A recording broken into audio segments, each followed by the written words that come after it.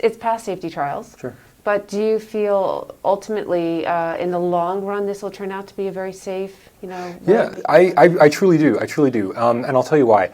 The fundamental principle behind an mRNA-based vaccine is to use mRNA, which is native to all mammal cells, including humans, to produce a protein inside the cells. It's something that our bodies do all day, every day.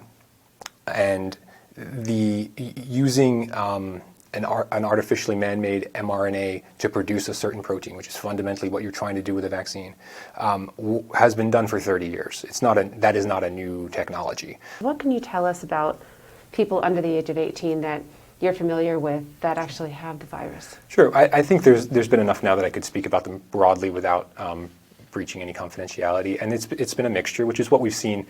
My colleagues in other countries have seen.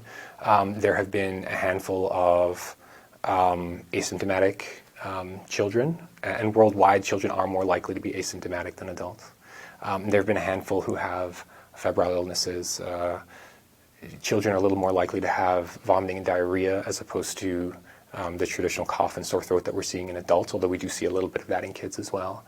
Fortunately, all the kids that I've seen with it have had reasonably mild courses, and in another year, we would probably never even have named the virus. We would have said, oh, it's just a little viral illness, take some Tylenol, drink some fluids, and the kids get over it just fine in a few days. Now, there have been reports in other countries of severe cases of COVID in children, and it absolutely can be a severe illness, but by and large, it is a pretty mild self-limiting illness in young children.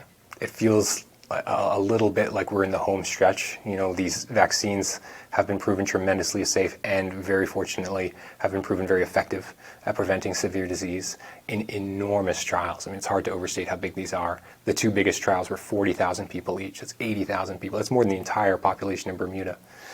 Spread across 5 continents, very ethnically, racially diverse group of people in these trials. So we really have good confidence that these vaccines are coming and that they work. And we've started to see it rolled out now in the UK. The United States is maybe a week behind, and hopefully we're on a similar timeline. That's going to reduce the risk to our population quite quickly. So it really is the home stretch. For the people who are being offered it first, and myself included, I am incredibly reassured by the data that I've seen so far.